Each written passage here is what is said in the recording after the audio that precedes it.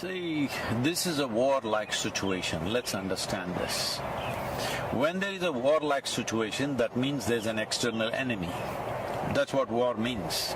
But right now, the enemy is invisible, so let us bash each other. If this is the logic, well, we are definitely headed for a major disaster. Now when there is a war-like situation, at least when there is a war-like situation, irrespective of what we believe in, it's important for us to pool our resources and see how to come out of it. Let's be realistic. India as a nation definitely does not have necessary infrastructure to service 1.4 billion people, either in terms of hospitals or toilets or temples or streets or roads or ports. We don't have enough infrastructure. That's a reality which we are trying to change, which is a onerous task. It's not a simple thing, it's not going to happen overnight. Having said that, now you want to be angry with somebody. You can be angry.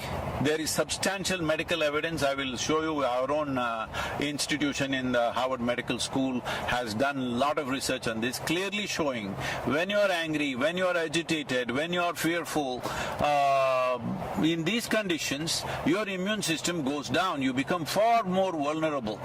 So right now the question is just this, we've gotten used to this. If something goes wrong, bash somebody. If something goes wrong, bash somebody.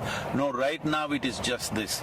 Do you want to be part of the solution, or do you want to be a problem? Do you want to make a problem out of yourself? Now, one fundamental responsibility all of us have is that we stay healthy as individuals, we stay healthy and we stay alive.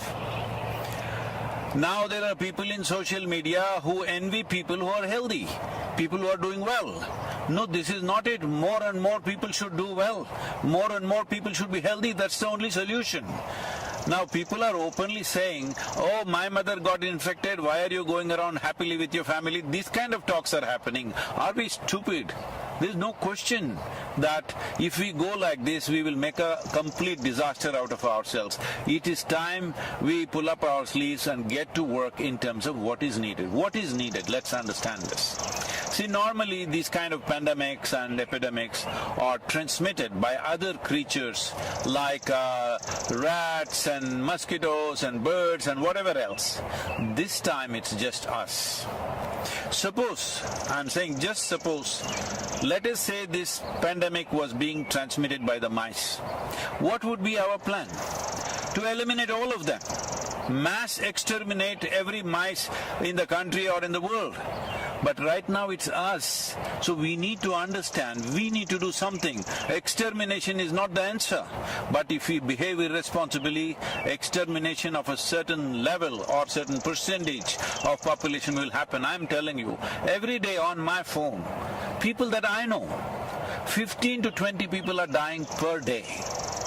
People, many close friends, relatives, my brother, one of my cousin brothers, all dead. And you know what, when they die, they send a message to me saying that please don't come because we don't have the body. And it seems the family went to the cremation ground where the hospital sent the body straight to the cremation ground. When they went there, 4 bodies arrived, all wrapped in white. All the 4 families who were waiting, none of them knew which is their body. They're just standing there gaping at all the 4 bodies, hoping they're looking at the right one, but they don't know which one is which. So I'm saying this is not a simple situation. Those of us who are still standing, we need to behave responsibly. Responsibly means that we must retain our ability to respond in a sensible and intelligent manner. This is not a time to react. Your anger, your frustration, your misery, everything is because you are reacting to the situation.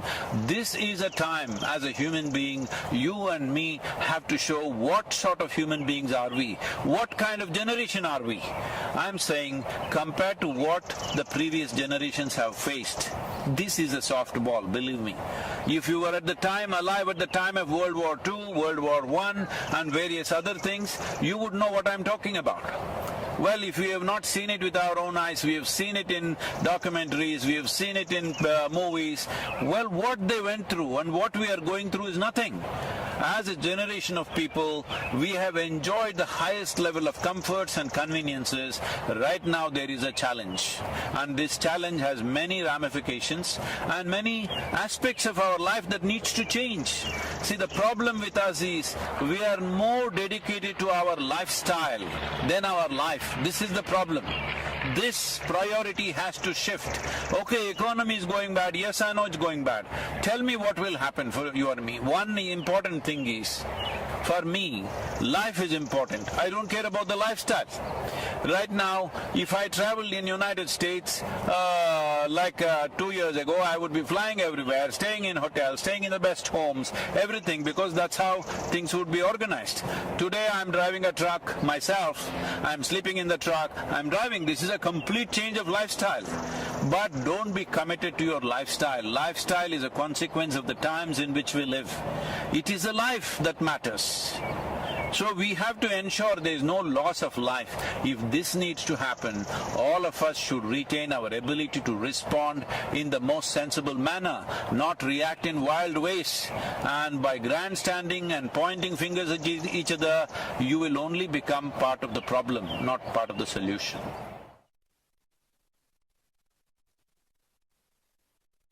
See, right now, our ability to reach people, whatever we have. Maybe there is somebody who just has reach for 5-10 people in their life, their family and a few friends. Well, I have a certain amount of reach myself. So all of us should do the best we can do to communicate what are the best practices, because that's all. That is all that will take us across. This hospital is not going to save us. See, a whole lot of doctors, especially in the United States, are clearly saying going to the hospital means you are increasing the risk of fatality. It's important that you manage yourself without making the symptoms very severe. There's a whole lot of things to do. Right now we put out a simple practice. Now doctors in UK and in Harvard University and also in India, many doctors have tested out this practice in the last few months, and they're all vouching this has made a huge difference in the oxygen levels, though their exposure is extremely heavy because they're out there. So we must understand right now. See, our volunteers, I've told them, go to the hospitals, general hospitals. You are at a little bit of risk, but we are providing them PPE kits and all this. I'm saying right now the important thing is to make this happen in the hospital. Those who go to the hospital, if you want to save their lives, we don't need too many doctors. We need a whole lot of nurses and paramedical staff. Do we have them? No, we are way understaffed, all right?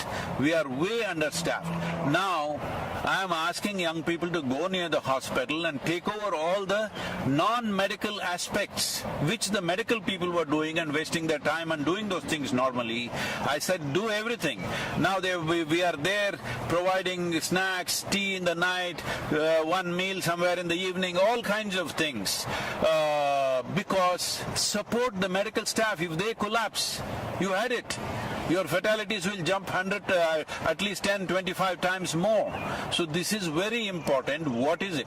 First thing is not to go to the hospital, what to do. We have simple, if you want, I will send you the concoction, you can put it out. We are putting it out on all our social media. There is a Siddha, this thing in Tamil Nadu, in the rural Tamil Nadu, we've contained it significantly. This is not a cure for the virus. This is not a vaccination, but it boosts your immunity. There is something called as Kudineer, simple thing, a concoction of a few herbs that you drink, which definitely enhances our immune system. I would not say you will prevent it. You will still maybe get infected, but you can keep the symptoms so low that you don't have to end up in an ICU or something. Because the percentage of people entering ICU and coming out of it is unfortunately very low. Because once you go there, the fear of it, just being there alone by yourself, that itself will lower your immune system. You are lowering the defense mechanism in the body and becoming far more susceptible.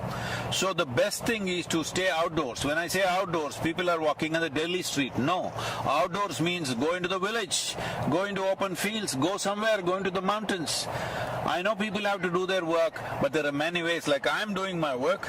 Instead of staying in a hotel, staying in people's homes, I'm sleeping in a truck. I'm saying something you have to do.